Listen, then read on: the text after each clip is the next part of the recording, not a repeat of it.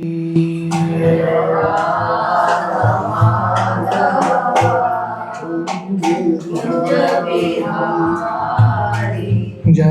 राधा माधव कुंज बिहारी।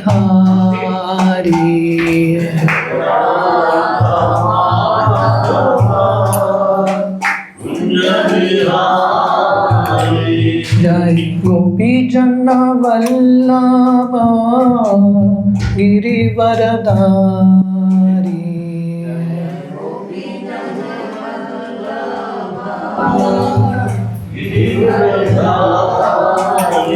जय गोपी जन वल्लभ गिरिवरधारी। जय गोपी जन वल्लभ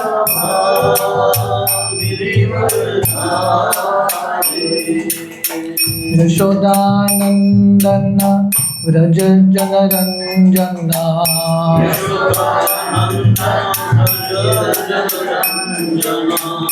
जमुना तीरा वनचारी।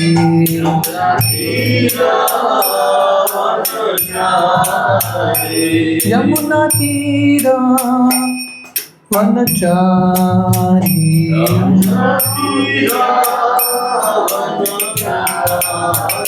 जय राधा माधव कुंज बिहारी।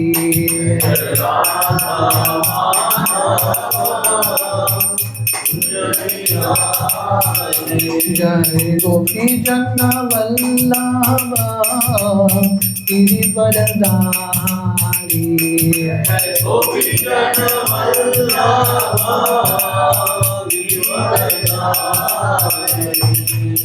यशोदानंदन व्रज जनरंजन।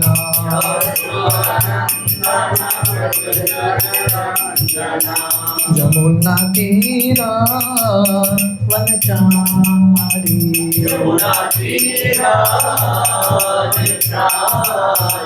यमुना तीरा वनचारी।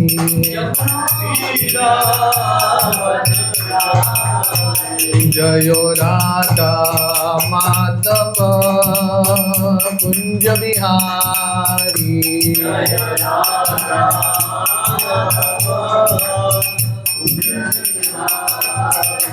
हरे कृष्णा कृष्णा कृष्णा हरे हरे। हरे राम राम राम हरे हरे।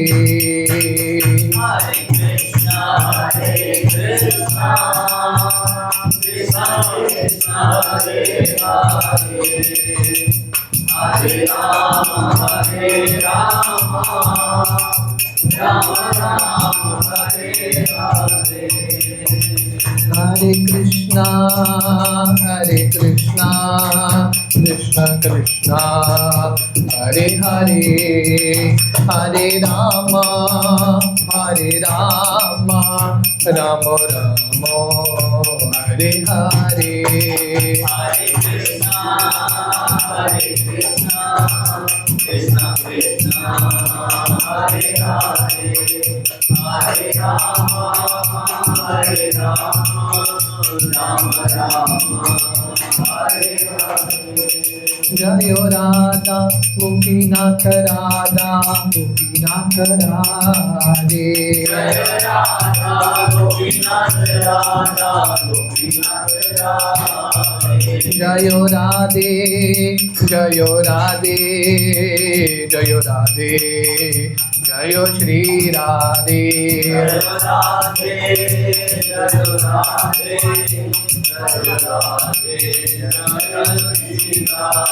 जय गौरनिताय गौरनिताय गौरनिताय जय गौरनिताय गौरनिताय गौरनिताय गौरनिताय जय गौरनिताय। जय जगन्नाथ जगन्नाथ बलदेव मैया सुभद्रा। जय जगन्नाथ जय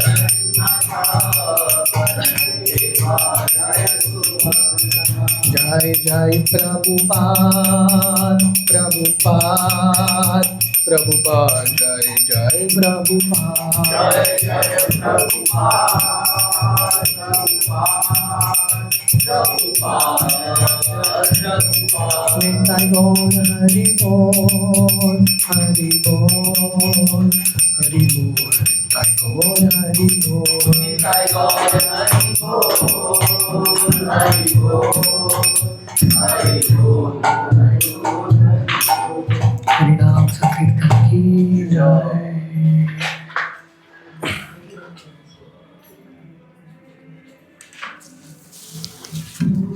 हरे कृष्ण।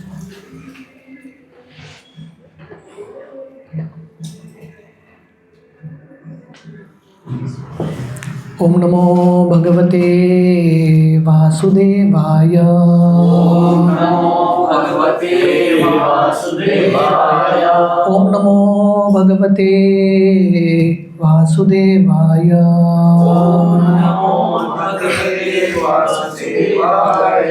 ओम नमो भगवते वासुदेवाय। ओम नमो भगवते वासुदेवाय। नारायणं नमस्कृत्य नरं चैव नरोत्तमं देवीं सरस्वतीं व्यासं ततो जयमुदीरये। नष्टप्रायेषु अभद्रेषु नित्यं भागवत सेवया भगवती उत्तम श्लोके भक्तेर्भवती नैष्टिकी। कृष्णाय वासुदेवाय देवकी नंदनाय च नंदगोपकुमाराय गोविंदाय नमो नमः। नमो पंकजनाभाय नमो पंकजमालिने नमो पंकजनेत्राय नमस्ते पंकजांग्रये। हरे कृष्ण। तो आज हम श्रीमद् भागवतम का तीसरा स्कंद चैप्टर नंबर 22 श्लोक क्रमांक 28 चर्चा कर रहे हैं। आप मेरे पीछे ये श्लोक दोहरा सकते हैं। तम आयन्तम अभिप्रेत्य ब्रह्मावर्तात् प्रजापतिं गीत संस्तुति वादित्रे प्रत्युदयु प्रहर्षिता। तम आयन्तम अभिप्रेत्य ब्रह्मवर्तात् प्रजापतिं गीत संस्तुति वादित्रे प्रत्युदयु प्रहर्षिता। तम आयन्तम अभिप्रेत्य ब्रह्मवर्तात् प्रजापतिं गीत संस्तुति वादित्रे प्रत्युदयु प्रहर्षिता। Anyone like to chant? तमायन्तम अभिप्रेत्य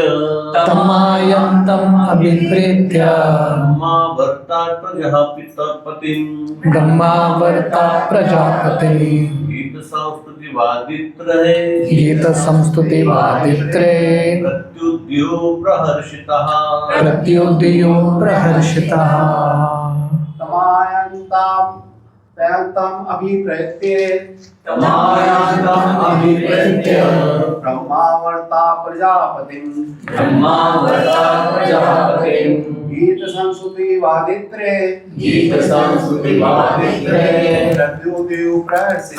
प्रत्युदयो प्रहर्षिता।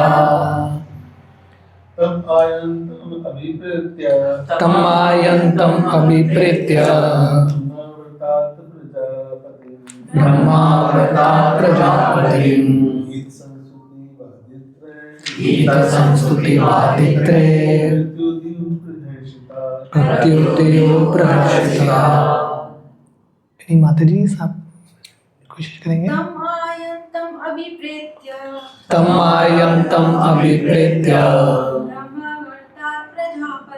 ब्रह्मावर्तात् प्रजापतिम्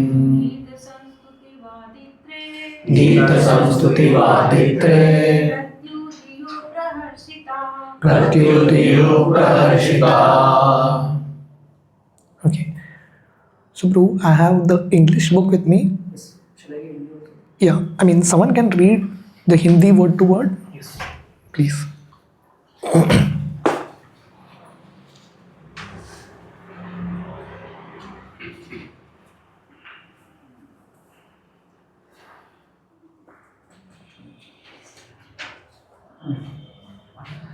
Word to word. तम तम उसको उसको आयंतम आयंतम आया हुआ आया हुआ अभिप्रेत्य अभिप्रेत्य समझकर ब्रह्मावतार ब्रह्मावर्तात् से प्रजा उसकी प्रजा पतिम अपने स्वामी को गीत संस्तुतिवादित्रै गीत स्तुति तथा वाद्य संगीत से प्रत्युदयो स्वागत के लिए आगे आए प्रहर्षिता अत्यधिक प्रसन्न। You can read the translation and purport. राजा का आगमन जानकर उसकी प्रजा अपार प्रसन्नता से ब्रह्मावर्त से बाहर निकल आई और वापस आते हुए अपने राजा का गीतों स्तुतियों तथा वाद्य संगीत से सम्मान किया। यह एक प्रथा है कि किसी राज्य की राजधानी के नागरिक यात्रा से लौटे अपने राजा की अगवानी करते हैं। कुरुक्षेत्र युद्ध के बाद भी भगवान श्री कृष्ण के द्वारका लौटने का ऐसा ही वर्णन मिलता है। उस अवसर पर भी सभी वर्ग के नागरिकों ने नगर के प्रवेश द्वार पर उनका स्वागत किया। प्राचीन काल में राजधानियां दीवारों से घिरी होती थी और सामान्य प्रवेश के लिए विभिन्न द्वार होते थे। आज भी दिल्ली में अनेक प्राचीन द्वार हैं और कुछ अन्य प्राचीन नगरों में भी ऐसे द्वार हैं जहां नागरिक एकत्र होकर राजा का स्वागत करते थे। यहाँ पर भी ब्रह्मावर्त की राजधानी बहिष्मती के नागरिक यथोचित वस्त्र धारण करके एवं अनेकों प्रकार की सजावट करके वाद्य यंत्रों के साथ सम्राट स्वयंभू मनु का स्वागत करने हेतु नगर द्वार पर आए। श्रील प्रभुपाद की जय। ओम अज्ञानतिमिरन्धस्य ज्ञानाञ्जनशलाकया चक्षुरुन्मिलितं येन तस्मै श्रीगुरवे नमः।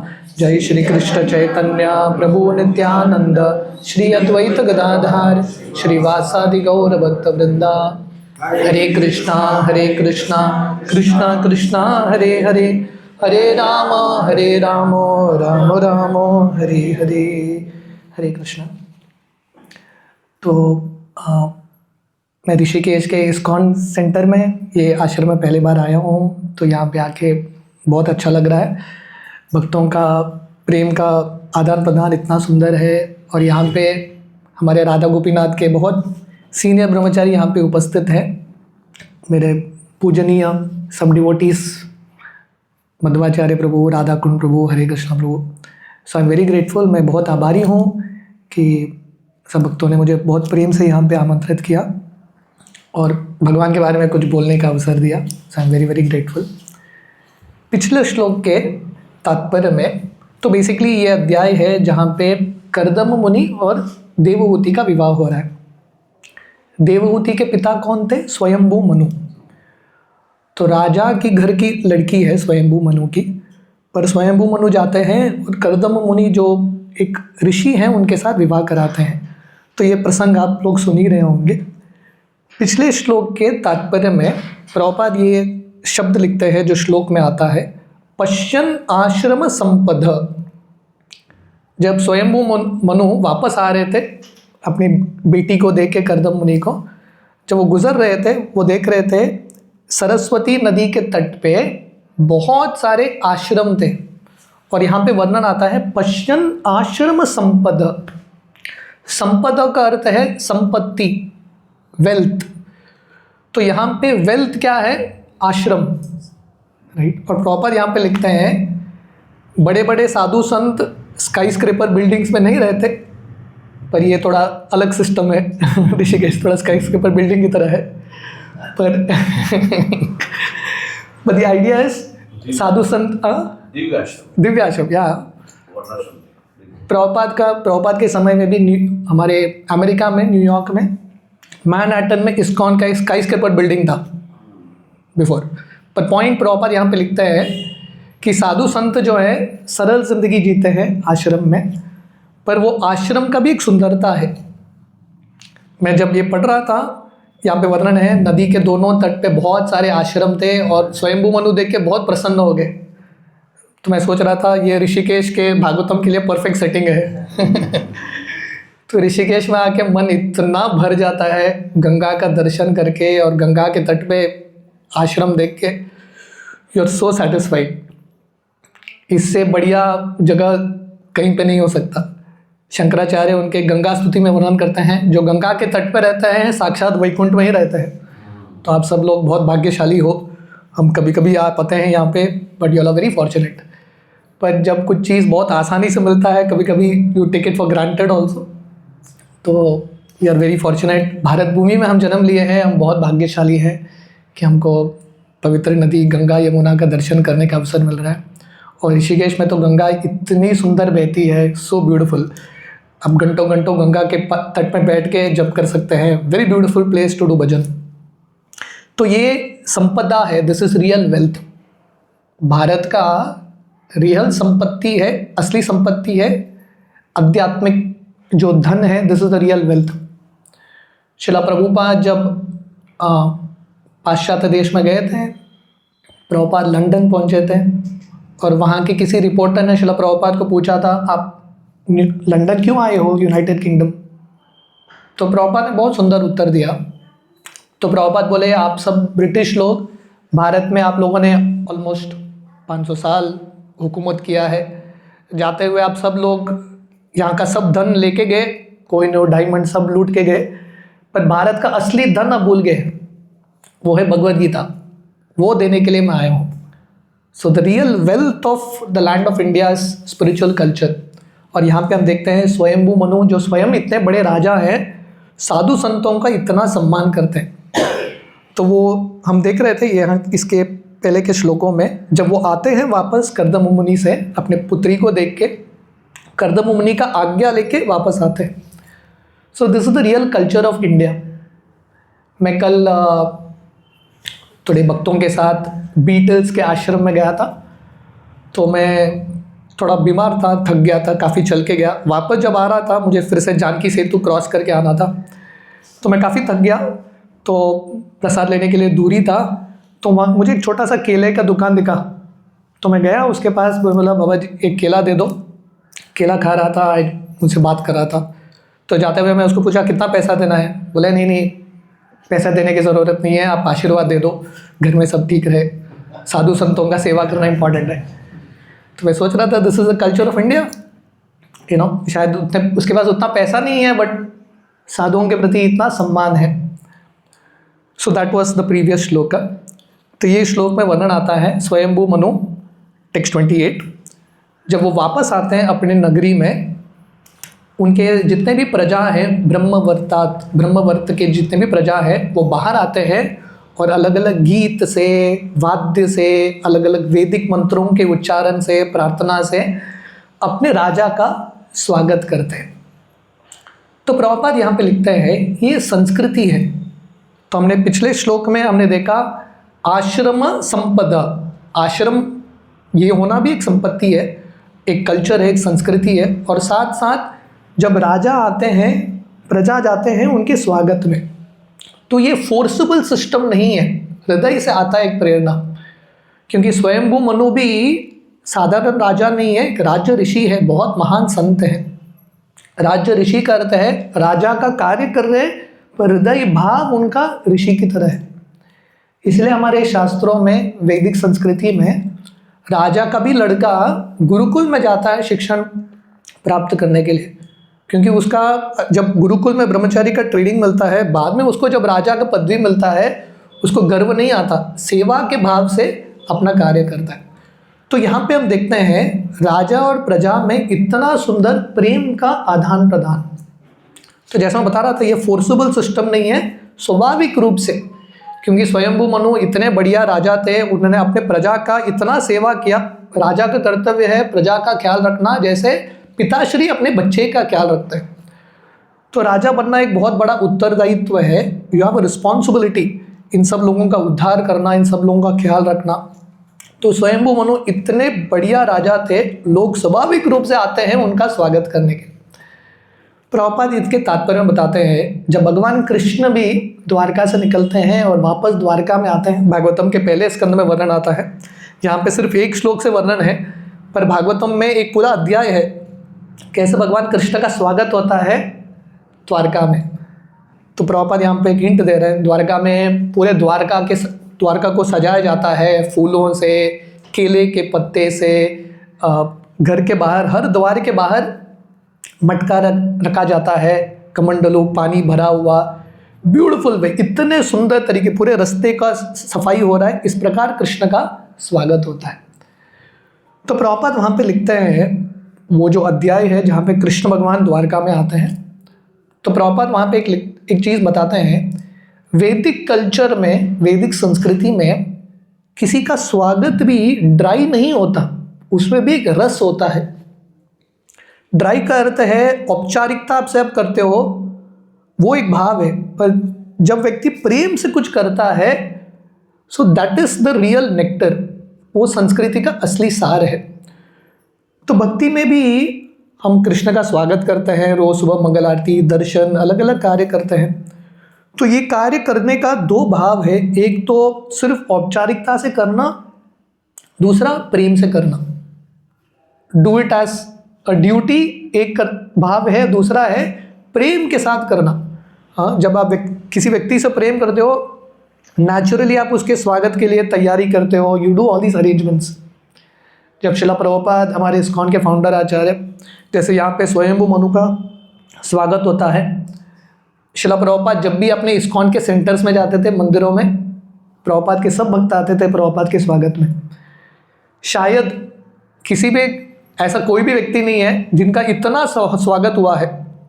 शिला प्रभुपाद किसी भी एयरपोर्ट में प्रवेश करते थे, वहाँ के प्रेसिडेंट का भी इतना स्वागत नहीं होता था, सब भक्त आते थे, कीर्तन करते थे, प्रभुपाद को हार पहनाते थे, and they were doing it with so much love, क्योंकि प्रभुपाद अपने भक्तों से इतना प्रेम करते हैं। This is a natural way of reciprocate. Krishna लीला में वर्णन आता है, एक तो प्रभुपाद यहाँ पे बताते हैं, भगवान कृष्ण जब द्वारका में वापस आते हैं, द्वारका के सदस्य जो हैं, निवासी, भगवान कृष्ण का स्वागत करते हैं। पर एक जगह पे वर्णन आता है, भगवान कृष्ण के कितने पटरानियाँ थे? 16,108 पटरानियाँ। भगवान कृष्ण अगर सत्यभामा के महल में होते थे और भगवान कृष्ण बोलते थे, रुक्मिणी मैं भी आपके महल में आ रहा हूँ, द्वारका नगरी में ही जब रुक्मिणी को पता चलता था कृष्ण मेरे महल में आ रहे हैं, रुक्मिणी मैया पूरे महल को सजाती थी कृष्ण के स्वागत करने के लिए। तो कहने का अर्थ है, हालांकि कृष्ण द्वारका में थे, उनके लिए प्रैक्टिकली रोज एक उत्सव था, क्योंकि कृष्ण के स्वागत में वो ये सब तैयारी कर रहे थे। तो भारत का संस्कृति मतलब जहाँ पे वो भाव है, जहाँ पे वो प्रेम है, वेदर इज लव, और जहाँ पे प्रेम है आप अलग अलग अरेंजमेंट्स करते हो वो व्यक्ति के स्वागत करने के लिए। तो हम सबके ज़िंदगी में कृष्ण है, जैसा यहाँ पे स्वयंभू मनु है, बृहस्पति ब्रह्मावर्त में, तो हम सबकी ज़िंदगी में भगवान कृष्ण के विग्रह हैं, अलग अलग उत्सव होते हैं, भगवान कृष्ण के भक्त साधु संत आते रहते हैं। तो इनके स्वागत में, इनके सेवा में जब हम कार्य करेंगे तभी हम भक्ति में रस का अनुभव करेंगे। शिला प्रभुपाद ने ये इस्कॉन संस्था खोला है ताकि हम अल्टीमेटली प्रेम का आदान प्रदान कर पाए। ये दुनिया में हर व्यक्ति प्रेम का भूखा है, everyone is looking for love. तो ये संस्था में रहने का दो भाव है, एक तो ड्राई और दूसरा है एक रस के साथ। ड्राई करते हैं, बस अब रह रहे हो ये संस्था में, पर जब एक्चुअली भक्तों के बीच में प्रेम का आदान प्रदान होता है, वो जो रस है, then you feel the actual nourishment. तभी ये संस्था में व्यक्ति एक्चुअली खुश रहता है जब वो प्रेम का अनुभव करता है। So this is what Srila Prabhupada explains here कि कैसे ब्रह्मावर्त के जितने भी सदस्य हैं राजा के स्वागत के लिए पूरे सज धज के आते हैं और राजा को बहुत सुंदर तरीके से स्वागत करते हैं, क्योंकि सिर्फ वो राजा नहीं है, कृष्ण के महान भक्त हैं और कृष्ण के प्रतिनिधि हैं। So this is the mood. तो यहाँ से हम बेसिकली परपोर्ट से हम एक चीज़ सीखते हैं, कैसे वैदिक कल्चर में सब कुछ एक रस के साथ भरा है और वो रस के पीछे स्पिरिट समझना बहुत इंपॉर्टेंट है। सिर्फ औपचारिकता से नहीं करना, रस आनंद के साथ करना, प्रेम के साथ करना, दैट इज मोस्ट इम्पॉर्टेंट। और यहाँ पे और एक बहुत इम्पॉर्टेंट पॉइंट है, हमने देखा साधु संत गुरु का जो भगवान के प्रतिनिधि है, रिप्रेजेंटेटिव्स हैं, उनका सेवा करना, उनके बारे में श्रवण करना, ये उनका कृपा प्राप्त करना बहुत इम्पॉर्टेंट है। तभी हम भक्ति में एक्चुअली प्रगति करते हैं। आज हमारे वैष्णव कैलेंडर में एक बहुत महत्वपूर्ण तिथि है। आज श्रीवास ठाकुर का जन्मदिन, आविर्भाव दिन है। तो जैसा हम यहाँ पे श्रवण कर रहे हैं कि वैदिक कल्चर का, भारत के संस्कृति का, वैष्णव कल्चर का सबसे इम्पॉर्टेंट भाग है वैष्णवों का सम्मान करना। तो यहाँ के प्रजा स्वयंभू मनु की का सम्मान या उनका वेलकमिंग क्यों कर रहे हैं? एक तो वो राजा है, दूसरे भगवान के महान भक्त वैष्णव। तो हम सबके ज़िंदगी में ऐसे बहुत सारे साधु संत हैं, और खासकर जब आचार्यों के, ऐसे महान आचार्य श्रीवास ठाकुर के आविर्भाव, तिरुभाव, ऐसे आचार्यों के बारे में श्रवण करना बहुत इम्पॉर्टेंट है, ताकि हम उनकी कृपा प्राप्त करें और उनके कृपा से हम भक्ति में आगे प्रगति करें। तो आज मैं संक्षिप्त में श्रीवास ठाकुर के बारे में थोड़ा वर्णन करूँगा। Is it okay? सब भक्तों के आशीर्वाद से। तो श्रीवास ठाकुर का महिमा अनंत है, जैसे भगवान कृष्ण का महिमा अनंत है, भगवान कृष्ण के शुद्ध भक्तों का महिमा भी अनंत है। तो हमारी शुद्धिकरण के लिए हम श्रीवास ठाकुर के बारे में श्रवण करेंगे। हर एक व्यक्ति के ज़िंदगी में कोई ना कोई रोल मॉडल होता है, कोई हीरो होता है। हमारे लिए ये सब शुद्ध भक्त जो हैं, दे आर हीरोज़। हमको कैसा ज़िंदगी बिताना है, भक्ति में कैसा रहना है, कैसा सेवा करना है, क्या भाव होना चाहिए, we learn from all these great devotees. और श्रीवास ठाकुर के चरित्र से हम इतना सीख सकते हैं, इतना सीख सकते हैं। चैतन्य चरितामृत का ये बहुत प्रसिद्ध श्लोक है, पंचतत्वम अकम कृष्णम भक्त रूप स्वरूपकम भक्तावतारम भक्ताख्यम नमामि भक्त शतिकम।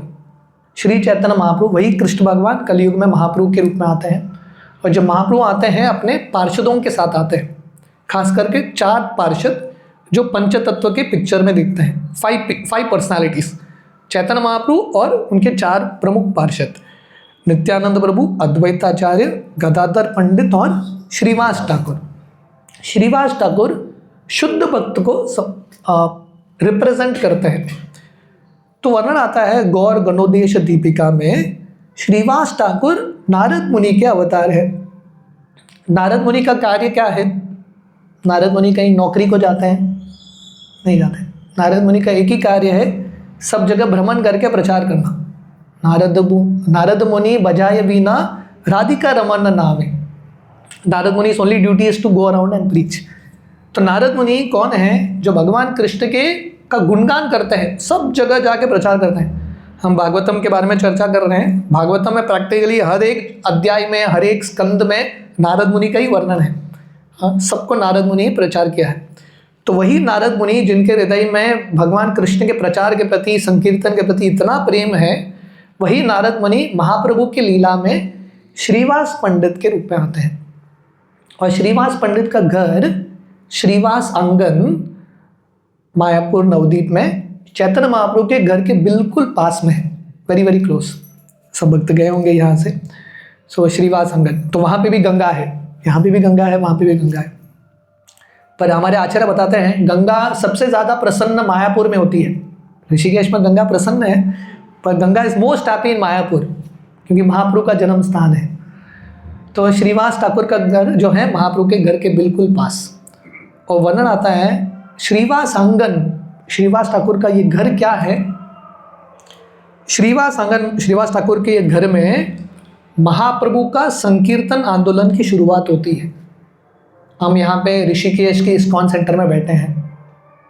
मैं कल शाम को गंगा के तट पे बैठा था, जब कर रहा था, एक फॉरेनर आए, मतलब सफरन योगी, वो मेरे पास आके बैठे बात करने के लिए, और वो बोलने लगे मैं स्विट्ज़रलैंड से हूँ, और वो मुझे पूछ रहे थे मैं कहाँ से, मैं बोला गोवा।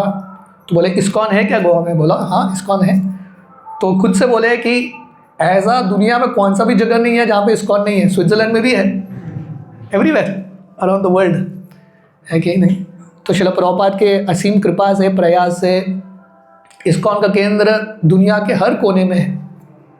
पर ये पूरा इस्कॉन के प्रचार का कार्य, पहला स्थान, द फर्स्ट सेंटर श्रीवास आंगन। महाप्रभु का खुद का एक इस्कॉन सेंटर नहीं था मायापुर नवद्वीप में, ऐसा नहीं कि महाप्रभु रेंट पे कर रहे थे, देयर वाज अ सेंटर। पहला सेंटर कहाँ से शुरू होता है? श्रीवास ठाकुर के घर से। अब इमेजिन करो, that is the birth place, Yogpeeth Mahaprabhu का जन्म स्थान है, श्रीवास आंगन संकीर्तन का जन्म स्थान है, द बर्थ प्लेस ऑफ संकीर्तन मूवमेंट। तो श्रीवास ठाकुर का महिमा इतना महान है। तो ये श्रीवास आंगन जो है, एक तो महाप्रभु के संकीर्तन का जन्म स्थान, हेडक्वार्टर्स ऑफ महाप्रभु संकीर्तन। उसके अलावा वर्णन आता है श्रीवास आंगन कृष्ण के रासलीला स्थली से भिन्न है। हम सब जानते हैं भगवान कृष्ण ने वृंदावन में बहुत सारे लीलाएं की, सब लीलाओं में से सबसे श्रेष्ठ लीला है रासलीला, सर्व लीला सार, द टॉप मोस्ट लीला। तो वही रासलीला चैतन्य महाप्रभु के लीला में संकीर्तन लीला बन के आता है। और वृंदावन में रासतली है, वंशीवट रास मंडल, जहाँ पे भगवान कृष्ण ने रासलीला किया, सबसे श्रेष्ठ स्थली। वो महाप्रभु के संकीर्तन लीला में श्रीवास आंगन बनता है। That is the importance of Shrivas आंगन। चैतन्य चरितामृत में वर्णन आता है, सचीरम मंदिरे are Nityanand नर्तने, Shrivas Kirtane are Raghav भवने, हे चारि तानि प्रभुर सदा आविर्भाव, प्रेम कृष्ण हय प्रभुर सहज स्वभाव। तो चैतन्य चरितामृत में वर्णन आता है, 4 जगह पे चैतन्य महाप्रभु हमेशा रहते हैं। हमेशा रहता है मतलब अभी भी रहते हैं। 4 places Mahaprabhu is always there. ये कौन सा 4 जगह है? सचीरम मंदिर, योगपीठ, सची माता का मंदिर। दूसरा नित्यानंद नर्तने, जहाँ पे भी नित्यानंद प्रभु कीर्तन करते हैं वहाँ पे महाप्रभु उपस्थित होते हैं। तीसरा श्रीवास कीर्तने, श्रीवास आंगन में महाप्रभु का नित्य स्थान। और चौथा है राघव भवने, पानी अटी में राघव पंडित का घर है। 4 places Mahaprabhu is always there. तो श्रीवास आंगन ये चारों में से बहुत इम्पॉर्टेंट स्थान है, और श्रीवास ठाकुर भगवान के इतने महान भक्त हैं। वर्णन आता है श्रीवास पंडित का परिवार ओरिजिनली बांग्लादेश में एक जगह है श्रीहट, या अभी सिलेट के नाम से प्रसिद्ध है, वहाँ पे इनका जन्म होता है Shrivas Thakur. Today is Shrivas Thakur birthday, जन्मदिन। और श्रीवास ठाकुर उसके बाद अपने परिवार के साथ नवद्वीप आते हैं। श्रीवास ठाकुर चैतन्य महाप्रभु से 30 साल बड़े, 30 ईयर्स सीनियर टू महाप्रभु।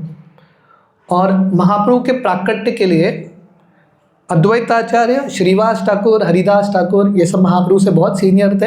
ये सब मिलके बहुत तीव्रता से उन्होंने प्रार्थना किया, इसकी वजह से महाप्रभु का प्राकट्य होता है। देखिए, जब भी भगवान का अवतार होता है, भगवान किसी भी रूप में प्रकट होते हैं, किसी शुद्ध भक्त के प्रार्थना से ही भगवान प्रकट होते हैं। जैसे नरसिम्हदेव आए प्रहलाद महाराज के प्रार्थना से, कृष्ण भगवान आए देवकी वसुदेव के प्रार्थना से। तो वैसे किसी न किसी भक्त ने प्रार्थना किया है, इसलिए भगवान का अवतार होता है, राइट। तो श्रीवास ठाकुर अद्वैताचार्य हरिदास ठाकुर के साथ प्रार्थना करते हैं, और उनके प्रार्थना याचना से भगवान चैतन्य महाप्रभु के रूप में प्रकट होते हैं। श्रीवास ठाकुर के पिताश्री का नाम था जलधर पंडित। इनके 5 पुत्र थे, नलिन, श्रीवास, श्रीनिधि, श्रीपति, श्रीराम, 5 ब्रदर्स। उसमें से नलिन पंडित सबसे बड़े, द एल्डेस्ट ब्रदर, और एक भाई थे इनके श्री राम पंडित, जो श्रीवास पंडित के, श्रीवास ठाकुर या श्रीवास पंडित के छोटे भाई थे, पर्वत मुनि के अवतार।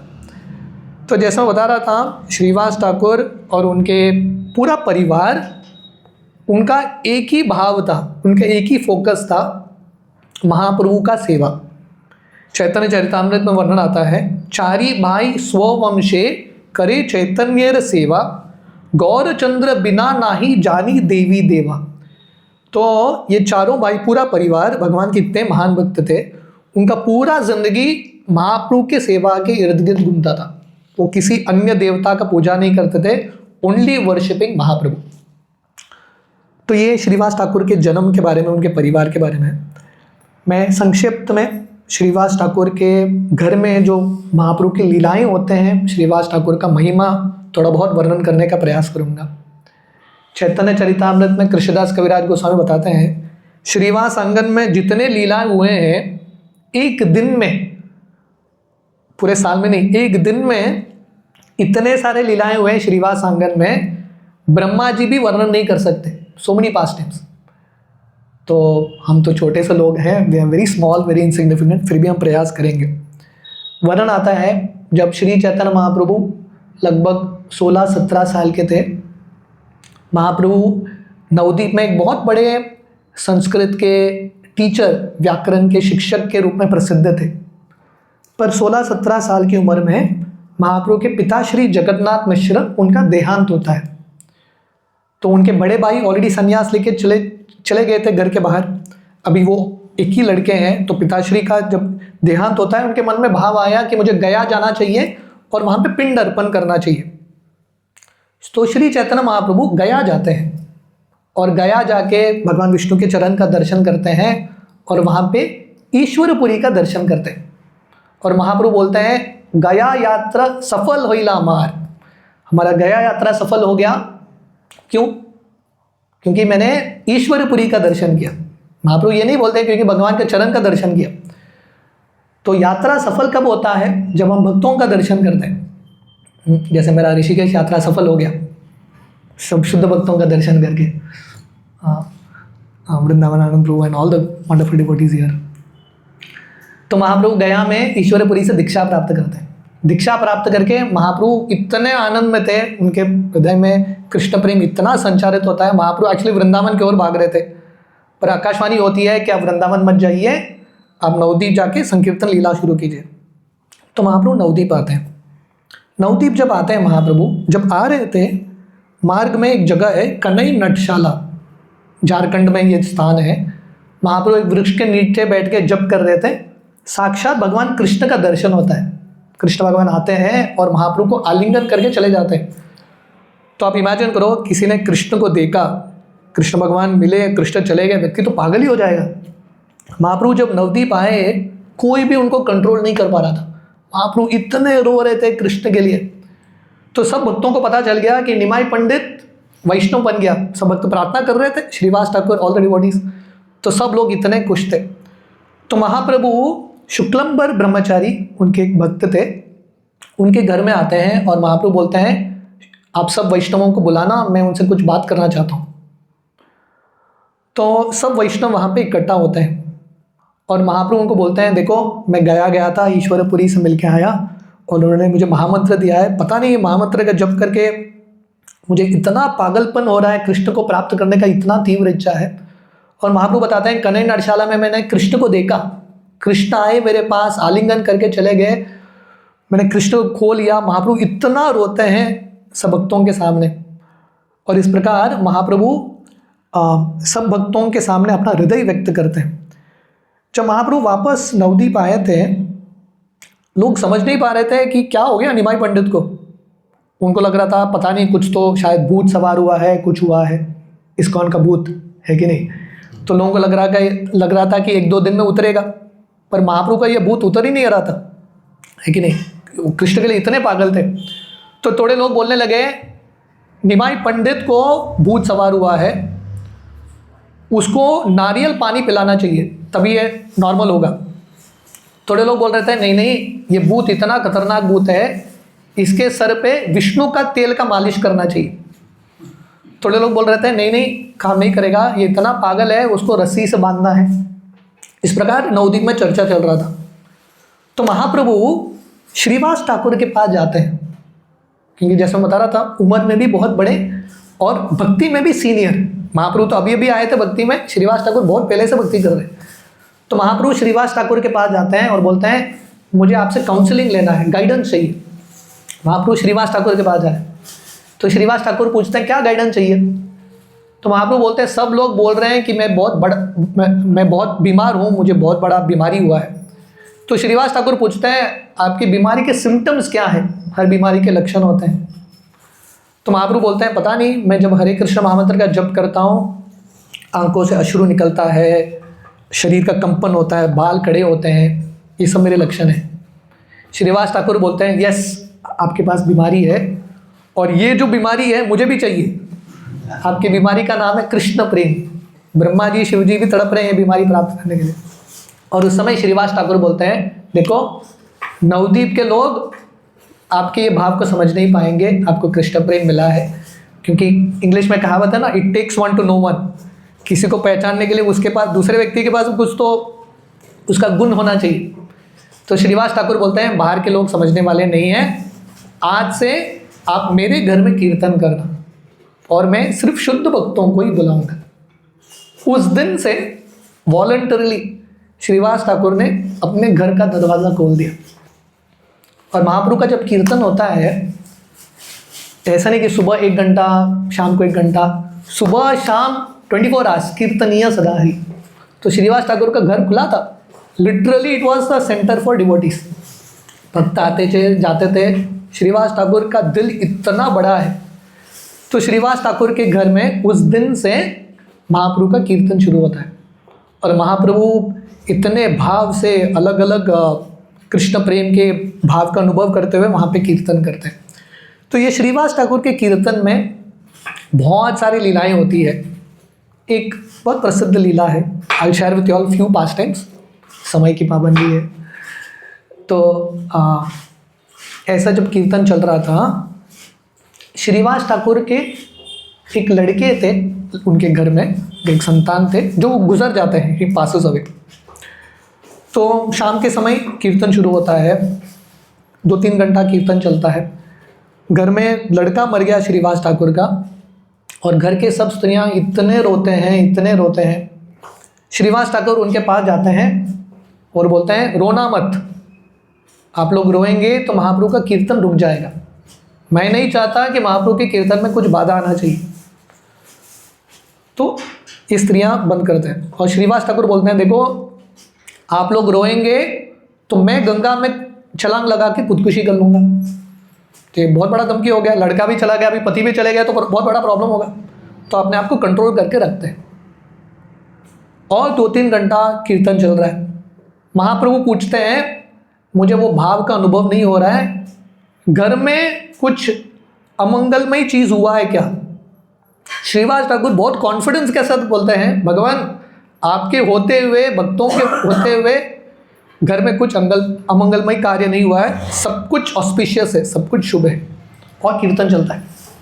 अर्धरात्रि में एक भक्त जाके महाप्रभु के कान में बताते हैं श्रीवास ठाकुर का लड़का मर गया। महाप्रभु पूछते हैं कब? घंटों पहले। तो महाप्रभु जाते हैं वो लड़के से मिलने के लिए, और आत्मा तो निकल गया था, पर महाप्रभु अपना हाथ रखते हैं और वो आत्मा को वापस बुलाते हैं। और वो लड़का सबके सामने बताता है कि मेरे बहुत सारे जन्म होके गए हैं, मेरे बहुत सारे माता पिता होके गए हैं, पर ये जन्म मेरा सफल है, this life is perfect. Shrivas Thakur के घर में जन्म लेने का अवसर मिला, आपका कीर्तन देखने का अवसर मिला, प्रसाद खाने का अवसर मिला, माई लाइफ इज़ परफेक्ट। ये बोल के वो लड़का वापस चला जाता है, ही डाइज। और वहाँ के सब स्त्रियाँ थोड़ा शांत होते हैं। उस समय महाप्रभु बोलते हैं श्रीवास ठाकुर आपका एक लड़का चला गया, अब चिंता मत करो, मैं और नित्यानंद आपके लड़के हैं, वी आर योर सन्स। तो इतना प्रेम महाप्रभु श्रीवास ठाकुर से करते हैं।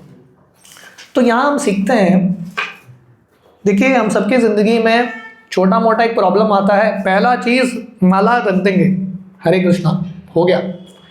First thing are faith reduces.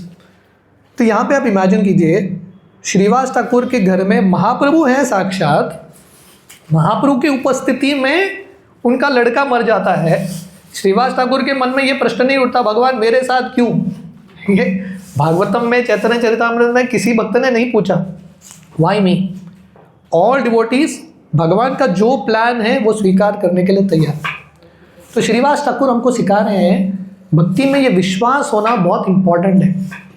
Problems तो आएंगे, ये भौतिक दुनिया में जन्म मृत्यु तो चलता रहेगा, per hour faith should be very strong. हमारा विश्वास बहुत स्ट्रांग होना चाहिए। एक बार ऐसे ही श्रीवास आंगन में कीर्तन चल रहा था, और जैसे मैं बता रहा था श्रीवास आंगन के कीर्तन में रिस्ट्रिक्टेड कीर्तन था। जैसे इस्कॉन में हम ओपन एंट्री करते हैं, सबके लिए अलाउड, उस समय ऐसा नहीं था। इट वॉज प्राइवेट एंट्री, जिसके पास स्पेशल कार्ड है वही आ सकता है। तो श्रीवास ठाकुर के कीर्तन में श्रीवास ठाकुर की सासू माँ थी, उसके मन में भाव आया मुझे तो देखना है कीर्तन। तो एक टोकरी के नीचे छुप के वो कीर्तन देख रही है। महाप्रभु कीर्तन कर रहे हैं, महाप्रभु फिर से पूछते हैं अरे मुझे वो भाव का अनुभव नहीं हो रहा है, शायद कोई तो बाहर का व्यक्ति अंदर आया है, सम आउटसाइड गाय। तो सब भक्त सोच रहे हैं, इनफैक्ट महाप्रभु पूछ रहे थे किसके वजह से मुझे ये भाव का अनुभव नहीं हो रहा है। तो सब भक्तों को लग रहा था मैं इतना बड़ा अपराधी हूँ, शायद मेरे वजह से महाप्रभु को भाव का अनुभव नहीं हो रहा है। पर फाइनली श्रीवास ठाकुर ढूंढते हैं, एक टोकरी के नीचे उनकी सासू माँ छुपी हुई थी। श्रीवास ठाकुर सासू माँ को उठाते हैं, बोलते बाहर निकलो, गले से पकड़ के उसको बाहर कर देते हैं। महाप्रभु पूछते हैं कौन है वो, बोलते सासू माँ। बोलते सास का तो सम्मान करना चाहिए। श्रीवास ठाकुर बोलते हैं मेरे लिए सबसे इम्पोर्टेंट आपका सेवा, आपके मार्ग में, आपकी सेवा में जो भी बाधा लाएगा आपके आनंद में, मैं उसके साथ संबंध भी तोड़ने के लिए तैयार हूँ। हमको इतना एक्सट्रीम में नहीं जाना है, बट द एसेंस इज, सार ये है कि समझना how much faith Srivas Thakur had in Mahaprabhu, Mahaprabhu में कितना उनका विश्वास था। तो जैसे मैं बता रहा था, हम सबकी ज़िंदगी में महाप्रभु का आंदोलन प्रायोरिटी है कि और कुछ प्रायोरिटी है। तो हम सबकी ज़िंदगी में अलग अलग चीज़ करके then Mahaprabhu's mission is the priority. पर श्रीवास ठाकुर गृहस्थ थे, ब्रह्मचारी नहीं है, सन्यासी नहीं है, गृहस्थ थे, पर हिज प्रायोरिटी वॉज महाप्रभु's मिशन। महाप्रभु के मिशन जो है उनका प्रायोरिटी था। तो इस प्रकार जब श्रीवास आंगन में कीर्तन चल रहा था, तो वहाँ के जो स्वार्थ ब्राह्मण थे उनको एंट्री नहीं था श्रीवास आंगन के कीर्तन में। तो उन सब लोगों को ईर्ष्या हो रहा था कि ये निमाई पंडित, ये सब हरे कृष्ण वाले अपने आप को क्या सोचते हैं, हम तो ब्राह्मण हैं, हमको एंट्री नहीं दे रहे। तो वहाँ एक ब्राह्मण था जिसका नाम था गोपाल चापल। तो वो क्या करता है, श्रीवास ठाकुर के नाम को खराब करने के लिए श्रीवास ठाकुर के घर के बाहर, श्रीवास आंगन के बाहर मांस, मदिरा, अलग अलग चीज़ रख देता है, और सब जगह नवदीप में जाके बोलता है ये इस्कॉन वाले निमाई पंडित का ग्रुप जो है रात में कीर्तन नहीं करते, दरवाज़ा बंद करके मांस खा रहे हैं, मदिरा पी रहे, स्त्रियों का संग कर रहे हैं। इस प्रकार श्रीवास ठाकुर के नाम को खराब कर रहे हैं।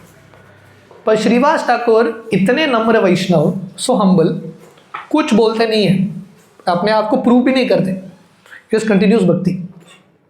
फाइनली ये गोपाल चापल, क्योंकि उसने श्रीवास ठाकुर के प्रति अपराध कर दिया, उसके शरीर में कुष्ठ रोग आ जाता है। और आगे जाके महाप्रभु जब कोल द्वीप में आते हैं, वहाँ पे जाके गोपाल चापल महाप्रभु से, श्रीवास ठाकुर से माफ़ी मांगता है, उसके बाद उसका रोग ठीक होता है। तो यहाँ पे हम दो चीज़ सीखते हैं। पहला, श्रीवास ठाकुर हमको सिखा रहे हैं टॉलरेंस। अगर श्रीवास ठाकुर के नाम को खराब करने के लिए 1000 लोग हैं, हम तो छोटे मोटे लोग हैं, ये दुनिया में लोग क्या बोलते हैं, you'll not be able to stop। निंदा होगा, अलग अलग चीज़ होगा। So devotee means tolerate. तृणादपि सुनीचेन तरोरपि सहिष्णुना। So being tolerant is something very important. दूसरा चीज़ हम देखते हैं, श्रीवास ठाकुर और या भगवान ये लीला से सिखा रहे हैं कि अगर हम शुद्ध भक्तों के प्रति अपराध करेंगे, एवरीथिंग इज लॉस्ट। भक्ति में हमने जो भी इकट्ठा किया है, जो भी साधना के बल से हमने जो भी संपत्ति इकट्ठा किया है, सब बह जाएगा if you offend the great devotee. इसी प्रकार जैसा हमने ये लीला देखा श्रीवास ठाकुर के सहनशीलता का, और एक बहुत सुंदर लीला आती है। नवद्वीप में, कोलद्वीप में उस पार, नवद्वीप के उस पार, वहाँ पे एक बहुत बड़े भागवत के कथाकार थे, देवानंद पंडित। भागवतम में प्रवचन देते थे पर शुद्ध वैष्णव नहीं थे। तो श्रीवास ठाकुर, उनके मन में भाव आया मुझे भागवतम सुनना है, बहुत ही नम्र। तो देवानंद पंडित के सत्संग में जाके बैठ गए। और श्रीवास ठाकुर जब भगवान कृष्ण के बारे में सुन रहे थे, वो इतने भाव में चले गए, वहीं पे बेहोश होकर गिर जाते हैं कथा में, क्योंकि नेचुरल कृष्ण के प्रति प्रेम था। पर देवानंद पंडित और उनके शिष्यों को समझ में नहीं आया कि श्रीवास ठाकुर का कृष्ण प्रेम का भाव है। तो उन्होंने क्या क्या बताया, श्रीवास ठाकुर बेहोश होकर गिरे हैं, श्रीवास ठाकुर को उठा के रास्ते में फेंक दिया। अब इमेजिन करो, सच अ बिग इंसल्ट, उठा के रास्ते में फेंक दिया और चले गए। श्रीवास ठाकुर को जब होश आया, वो देखे भागवतम क्लास में नहीं है कि रास्ते में पड़े हैं, पर श्रीवास ठाकुर कुछ बोले नहीं, किसी को नहीं बोले। घर में जाके भी he didn't discuss this with anyone। बुरा तो लगा उनको थोड़ा, but he didn't discuss with anyone। तो ये बहुत इम्पॉर्टेंट है। देखिए, हम सबके ज़िंदगी में कुछ ना कुछ ऐसा होता है, पहला हम 1000 लोगों को जाके घोषणा करेंगे कि ऐसा हो गया, वैसा हो गया, पर Srivas Thakur doesn't tell anyone. वर्णन आता है, उस दिन से जब भी श्रीवास ठाकुर भागवतम पढ़ते थे, उनके हृदय में इतना आनंद का अनुभव होता था, क्योंकि हालांकि उन्होंने किसी को बताया नहीं, भगवान को समझ में आया कि श्रीवास ठाकुर इतने नम्र, इतने सहनशील है। भगवान ने क्या दिया उनको को भक्ति में आनंद का अनुभव दिया। तो हम सबके ज़िंदगी में हमारे पास चॉइस है। जब हमारा इंसल्ट होता है, कुछ होता है, हम विरोध कर सकते हैं, झगड़ा कर सकते हैं, अपने आप को साबित कर सकते हैं, वो हो जाएंगे, पर भक्ति में आनंद का अनुभव नहीं होगा। हम उसको टॉलरेट करेंगे, उसका रिजल्ट क्या है, we'll experience bliss and chanting. Bhagavatam पढ़ते हुए, हरि नाम का जप करते हुए आनंद का अनुभव करेंगे। तो महाप्रभु ये सब श्रीवास ठाकुर को कब बताते हैं, महाप्रकाश लीला में। तो श्रीवास आंगन में एक बहुत स्पेशल लीला होती है, विच इज कॉल्ड महाप्रकाश लीला। इसको सत्य प्रहरीय लीला बोलते हैं। 21 घंटे का एक लीला होता है। जनरली महाप्रभु अपने आप को भगवान करके कभी बोलते नहीं थे, पर ये एक लीला में महाप्रभु श्रीवास आंगन के घर में विष्णु का सिंहासन था, जहाँ पे वो शालिग्राम की पूजा करते थे। महाप्रभु जाके विष्णु के सिंहासन पर बैठ जाते हैं और श्रीवास ठाकुर के शालिग्राम को अपने गोद में रखते हैं और बोलते हैं मेरा अभिषेक करो। और सब भक्त इतने खुश होते हैं, साक्षात महाप्रभु का अभिषेक करने का अवसर, गंगा से लाइन लगाते हैं, मटका भर भर के देते हैं और 108 मटके से महाप्रभु का अभिषेक करते हैं। उस समय श्रीवास ठाकुर की एक दासी थी जिसका नाम था दुखी, और ये इतनी नम्र थी, लाइन के पीछे खड़ी होती थी और सब भक्तों को अभिषेक का मटका दे रही है।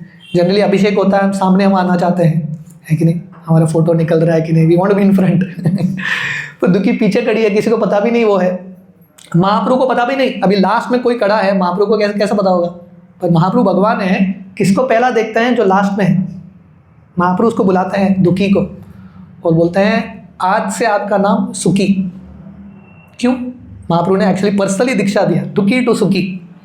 क्यों? क्योंकि दो चीज़, एक तो she was servant of the servant, last में खड़ी थी, सब भक्तों को आगे भेज रही थी, सब भक्तों का सेवा कर रही थी, फर्स्ट।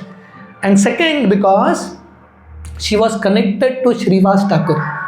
श्रीवास ठाकुर के साथ इनका कनेक्शन था, शायद पता नहीं कितना भक्ति किया होगा, नाम जब 16 वाला किया कि नहीं, वो वर्णन नहीं आता। वर्णन क्या आता है, she was a servant of Srivas Thakur. तो हम सबके ज़िंदगी में साधना के बल से हम कितना कृष्ण का कृपा प्राप्त करने वाले हैं वो हम बोल नहीं सकते, पर सरल मार्ग है, वैष्णवों का सेवक बनो। Becoming servant of the Vaishnavas is the best way. तो हम सब, हमारा नाम अलग अलग होगा, पर हमारे नाम के आगे पीछे एक वर्ड है, हम सब दुखी है, we are all sad in this world, और हम सबको सुखी बनना है, we all want become happy in this world. तो सुखी बनने का मार्ग है वैष्णवों का सेवक बनना, और खासकर क्योंकि आज श्रीवास ठाकुर का आविर्भाव दिन है, श्रीवास ठाकुर का कृपा प्राप्त करना। एक बार महाप्रभु, देखिए जब महाप्रभु नवद्वीप में थे, श्रीवास ठाकुर के घर में महाप्रभु अक्सर जाते थे। महाप्रभु संन्यास लेके जब जगन्नाथपुरी आ जाते हैं, श्रीवास ठाकुर नवद्वीप में रुकना ही नहीं चाहते थे, वो अपना घर ही शिफ्ट कर देते हैं कुमार हट्ट या हलीसर करके एक जगह है, मैं 6-7 महीने पहले गया था वहाँ पे श्रीवास ठाकुर अपना रेजिडेंट शिफ्ट करते हैं। तो एक बार महाप्रभु संन्यास लेके बंगाल की ओर गए थे यात्रा में, तो श्रीवास ठाकुर के घर आते हैं और महाप्रभु श्रीवास ठाकुर को पूछते हैं, श्रीवास ठाकुर मैं कब से देख रहा हूँ आपको कभी नौकरी करते हुए देखा नहीं, आप दिन रात कीर्तन कर रहे हो, भक्तों का सेवा कर रहे हो, आपका इतना बड़ा परिवार है, फैमिली है, इनका ख्याल कैसे रखते हो? श्रीवास ठाकुर 3 बार ताली बजाते हैं। महाप्रभु पूछते हैं, मैं प्रश्न पूछ रहा हूँ, उसका उत्तर दो। Srivas Thakur claps 3 times. तो महाप्रभु पूछते हैं, इसका अर्थ क्या है? श्रीवास ठाकुर बोलते हैं, भगवान देखो मैं आपका सेवा कर रहा हूँ, भक्ति मार्ग में लगाओ, मुझे पूरा विश्वास है 3 ताली बजाने से पहले मुझे जो चाहिए मिल जाता है, नहीं मिलेगा तो मैं गंगा में जाके खुदकुशी कर लूँगा। महाप्रभु बोलते हैं, श्रीवास ठाकुर मैं आपसे इतना प्रेम करता हूँ, आपके घर में नौकर वगैरह छोड़ो, कुत्ता बिल्ली उनका भी मैं उद्धार करूँगा। जय पताका स्वामी महाराज उनके पुस्तक में लिखता है, तो हमारा प्रार्थना है खासकर आज के दिन हमको श्रीवास ठाकुर के कुत्ते के रूप में भी श्रीवास ठाकुर हमको स्वीकार करेंगे, हमारा उद्धार होगा। Just as a dog of Srivas Thakur, कि महाप्रभु श्रीवास ठाकुर से इतना प्रेम करते हैं। एक दिन महाप्रभु श्रीवास ठाकुर को पूछते हैं, जब महाप्रभु नवद्वीप में थे ना, महाप्रभु का तो घर था योगपीठ, नित्यानंद प्रभु का घर कहाँ पे था? एक चक्र। पर नित्यानंद प्रभु 12 वर्ष की उम्र में उन्होंने घर छोड़ दिया, एक चक्र, भारत में पूरा भ्रमण करके 20 साल नवद्वीप आए। अब इमेजिन कीजिए, जगन्नाथपुरी आने से पहले नित्यानंद प्रभु लगभग एटलीस्ट 5 साल 8 साल नवद्वीप में रुके, सो मेनी ईयर्स। नित्यानंद प्रभु रुकते कहाँ थे? महाप्रभु का तो स्वयं का घर था, where would Nityananda Prabhu stay? Nityananda Prabhu Srivas Thakur के घर में रुकते थे। तो एक बार महाप्रभु श्रीवास ठाकुर को पूछते हैं, अरे श्रीवास, नित्यानंद को तुमने घर में रखा है, इसका जात क्या है, कहाँ से आया है, कुछ पता नहीं, ऐसे व्यक्ति को आपने घर में रखा है। तो श्रीवास ठाकुर बोलते हैं, भगवान नित्यानंद प्रभु के बारे में क्या बोलना, आपके किसी भी भक्त का सेवा करने के लिए मैं तैयार हूँ। Hare Krishna. Some music played here. तो महाप्रभु उस समय श्रीवास ठाकुर को बोलते हैं, श्रीवास मैं आपसे इतना प्रसन्न हूँ, ऐसा समय आएगा, अगर आए भी, जहाँ पे लक्ष्मी को कटोरी लेके भीख मांगना पड़े, तुम्हारे घर में किसी भी चीज़ का कमी नहीं होगा। There will never shortage in your house, क्योंकि आप वैष्णवों को, स्पेशली नित्यानंद प्रभु का आप इतना सेवा कर रहे हो। So like this there are many pastimes of Srivas Thakur. Can I tell, do we have time for 1 or 2 more pastimes? तो और 1-2 लीला, ठीक है। ये बहुत प्रसिद्ध लीला है। एक बार जैसा मैं बता रहा था, महाप्रभु का कीर्तन श्रीवास आंगन के घर में ही होता था, घर के बाहर नहीं। तो वहाँ के जो ब्राह्मण थे बहुत ईर्ष्यालु हो गए, क्योंकि उनको एंट्री नहीं मिल रहा था। तो वो सब लोग गए वहाँ के मैजिस्ट्रेट के पास, चांद खाजी मैजिस्ट्रेट के पास गए और उसको बोले कि ये निमाई पंडित और उसके जितने भी लोग हैं हिंदू धर्म को भ्रष्ट कर रहे हैं। हाँ, ये सब लोग, हरिदास ठाकुर मुस्लिम है, ये सब लोग भगवान के नाम का उच्चारण कर रहे हैं और खासकर ब्राह्मणों को सम्मान नहीं दे रहे। जो शास्त्रों में लिखा है ब्राह्मणों को सम्मान देना है, ब्राह्मणों को सम्मान नहीं दे रहे, ये हिंदू धर्म को भ्रष्ट कर रहे हैं। तो काजी एनीवे मुस्लिम था, उसको कुछ करना ही था। जब इनसे उनको ऐसा कुछ मिलता है, यूँ काजी जाता है, अपने सैनिकों को भेजता है और वहाँ जाके चेतावनी दे के आता है श्रीवास आंगन में, सेंटर बंद करो नहीं तो आप सबको जेल में डालेंगे। महाप्रभु जब उनको ये समाचार मिलता है, महाप्रभु बोलते हैं कुछ भी हो जाए हम तो कीर्तन करते रहेंगे। महाप्रभु का कीर्तन कंटिन्यू होता है। चांद काजी के लोग आते हैं और श्रीवास आंगन में मृदंग को तोड़ देते हैं। तो श्रीवास आंगन का और एक नाम बन जाता है डोल बंग स्थान, जहाँ पे मृदंग या ढोल को तोड़ा था। महाप्रभु को जब ये पता चलता है कि मृदंग को तोड़ दिया, मृदंग बलराम जी का रूप है, महाप्रभु को इतना गुस्सा आता है, महाप्रभु बोलता है हम विरोध करेंगे, चांद काजी के विरोध जाके विरोध करेंगे, हड़ताल निकालेंगे। इतिहास में पहले बार श्रीवास आंगन के घर के बाहर महाप्रभु का संकीर्तन निकला। किसकी कृपा से? चांद काजी की कृपा से। अगर चांद काजी नहीं होते थे, सेंटर उधर ही सीमित होता था, यहाँ तक पहुँचता नहीं था। चांद काजी की कृपा से संकीर्तन श्रीवास आंगन के घर से बाहर निकला। तो ये बहुत इंपॉर्टेंट सिद्धांत है। जब भी संकीर्तन आंदोलन में बाधा आता है, समझ लेना संकीर्तन आंदोलन और बढ़ने वाला है। That is the proof that संकीर्तन इज गोइंग टू इंक्रीज। हमारे इस्कॉन यूके भक्ति वेदांत मैनर, वहाँ पे भी ऐसा एक सिचुएशन था। वहाँ के नेबर्स ने कंप्लेन किया कि जन्माष्टमी में बहुत भीड़ आ रहा है, मैनर को बंद करने वाले थे। भक्तों ने हड़ताल निकाला, पांडव सेना उस समय बना, VHP अलग अलग लोगों के साथ मिलके इतना बड़ा हड़ताल निकला। उसके बाद यूके गवर्नमेंट ने सैंक्शन तो कर दिया, उसके बाद भक्ति वेदांत मैनर, उस समय 5000 लोग आते थे, उसके बाद तो 50,000 लोग आने लगे जन्माष्टमी में। सो ये संकीर्तन आंदोलन को कोई रोक नहीं सकता। तो चांद काजी की कृपा से संकीर्तन बाहर निकला और महाप्रभु ने जब लोगों को बोला सब लोग मशाल लेके आओ हाथ में, हम हरे कृष्णा जब भी करेंगे और इसके विरोध हड़ताल में निकालेंगे। 1 लाख 2 लाख लोग जम गए। तो चांद काजी को लग रहा था ये 15-20 भक्त हैं, इनको दबा देंगे। 1 लाख 2 लाख पीपल के। और इमेजिन करो, पहली बार Panchatattva Chaitanya Mahaprabhu, Advaitacharya, Nityananda Prabhu, Gadadhar Pandit, Srivas, Haridas Thakur, can imagine all of them, सब लोग कीर्तन कर रहे हैं नवदीप में हाथ में मशाल लेके। इतना बढ़िया कीर्तन था वो, इतना भाव था। वर्णन था देवी देवता मनुष्य के रूप में आके भाग लेते हैं। चांद काजी के मुस्लिम लोग भी प्रभावित होकर हरे कृष्णा कीर्तन में ज्वाइन करते हैं और ऐसा कीर्तन करते हुए, महामंत्र का कीर्तन करते हुए जा रहे हैं। और साथ ही साथ एक मंत्र, एक मंत्र था और एक मंत्र था चांद काजी को मारो, किल द काजी करके चांद काजी के घर में पहुंच गए। अभी चांद काजी कांपने लगा, घर के अंदर जाके छुप गया। तो चांद काजी बाहर आता है, महाप्रभु उसको बोलते हैं बाहर आओ। उसके बाद चांद काजी और महाप्रभु का संवाद होता है, द फर्स्ट इंटरफेथ डायलॉग। वैदिक शास्त्रों के ऊपर, कुरान के ऊपर ऐसा डायलॉग होता है। और महाप्रभु बोलते हैं अरे वही अल्लाह का नाम हम जप कर रहे हैं, आप हमको रोक क्यों रहे हो। चांद काजी प्रभावित होता है और बोलता है अभी से मेरे आगे के जितने भी पीढ़ियाँ आएंगे आपके कीर्तन को नहीं रोकेंगे। और महाप्रभु चांद काजी को आलिंगन करते हैं और चांद काजी वैष्णव बन जाता है। ये चांद काजी कौन है पता है? कृष्ण लीला में कंस, कृष्ण लीला में भगवान ने कंस को मार दिया, पर महाप्रभु की लीला में महाप्रभु चांद काजी को मारते नहीं है, उसको वैष्णव बना देते हैं। So this pastime happens in Srivas संगत। One final pastime and then will end. जब ऐसे ही संकीर्तन चल रहा था श्रीवास आंगन में, एक ब्रह्मचारी थे जो सिर्फ दूध पीता था, बहुत कड़क नियम का पालन करता था। शायद ऋषिकेश से आया होगा।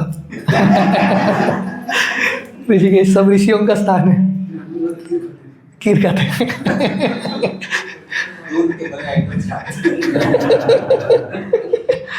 Yes.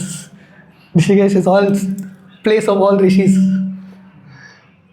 तो ये ब्रह्मचारी आता है नवदीप, श्रीवास ठाकुर को बोलता है प्लीज़ आप मुझे एंट्री दे दो, मैं एक बार महाप्रभु का कीर्तन देखना चाहता हूँ। श्रीवास ठाकुर का हृदय करुणा से भरा है, शुद्ध भक्तों का हृदय ऐसा है। बोलते हैं ठीक है आ जाओ, तुम भी क्या याद करोगे, आ जाओ। बोले छुपके देखना, एक टोकरी के नीचे छुपा देते हैं उसको। तो कीर्तन चलता है, महाप्रभु फिर से पूछते हैं अरे मुझे वो भाव का अनुभव नहीं हो रहा है, शायद कोई तो आउटसाइडर व्यक्ति है।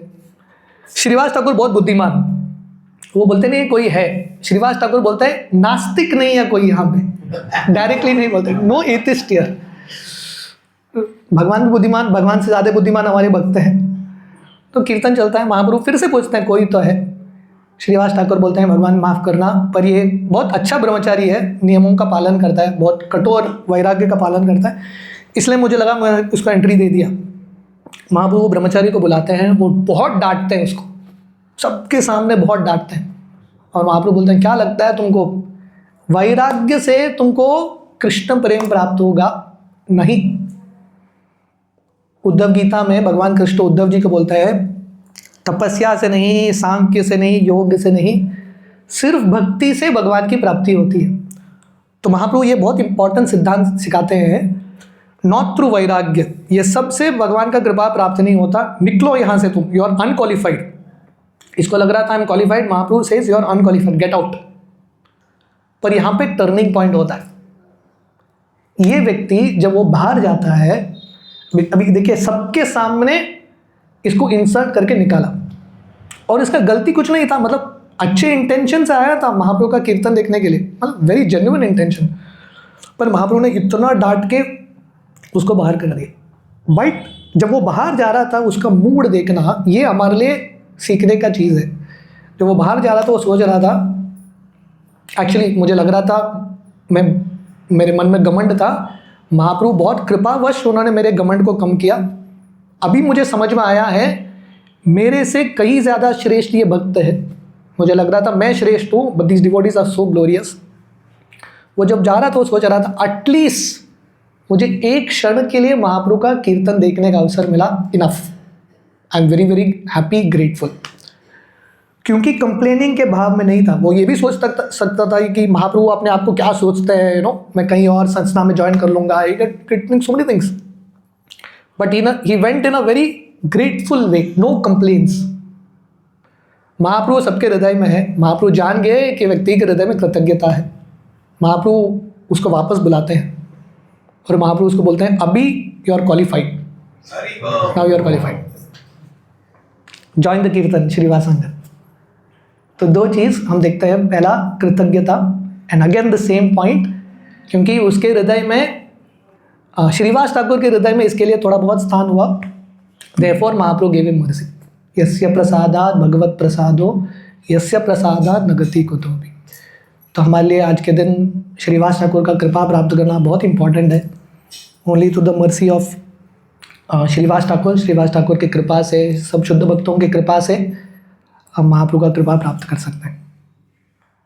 सो let us all offer a sincere prayers to Srivas Thakur, और हम श्रीवास ठाकुर से प्रार्थना करें जिनके घर में ये संकीर्तन शुरू हुआ है, जिनका हृदय इतना बड़ा है ये आंदोलन के लिए, हम सिंसियरली प्रार्थना करें कि हम भी ये आंदोलन में भाग दे पाए और यथाशक्ति ये संकीर्तन आंदोलन को हम जितना हो सके हम फैला पाए।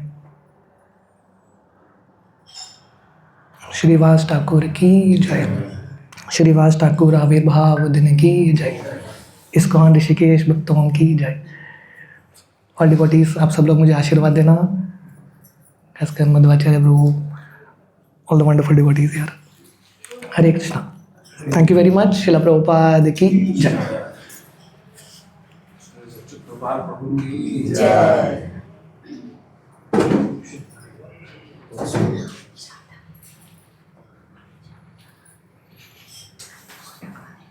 ऐसा लग रहा था कि शुभ विलास प्रभु भी बैठे हुए हैं। सुंदर आपने स्टोरी।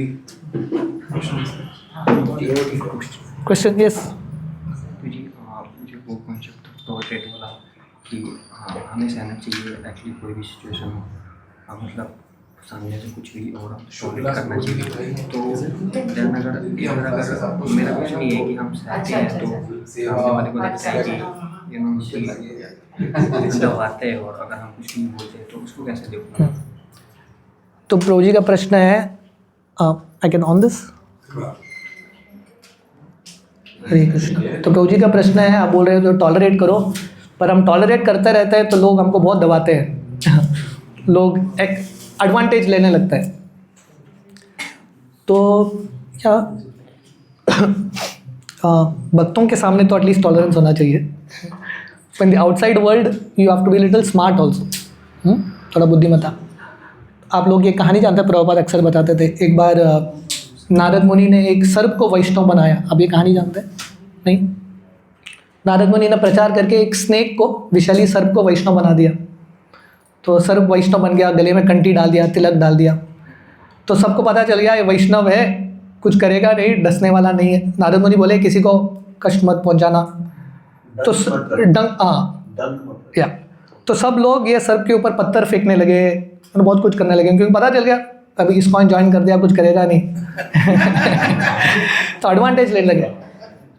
तो थोड़े समय बाद नारद मुनि आए तो ये सर्प बोलने लगा, मैं आपके वचन का पालन कर रहा हूँ, पर सब लोग मुझ पे पत्थर फेंक रहे हैं, सब कर रहे हैं।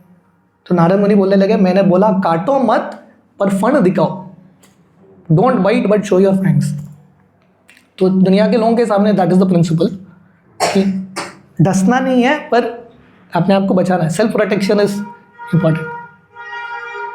ओके, तो श्रीवास ठाकुर का उदाहरण is setting the principle, but we may not able to exactly imitate that example, क्योंकि उनका वो लेवल है, हमारा लेवल है. We have to be honest to our level also. Thank you very much. Thank you Deenagopal Prabhu, Madhvacharya Prabhu.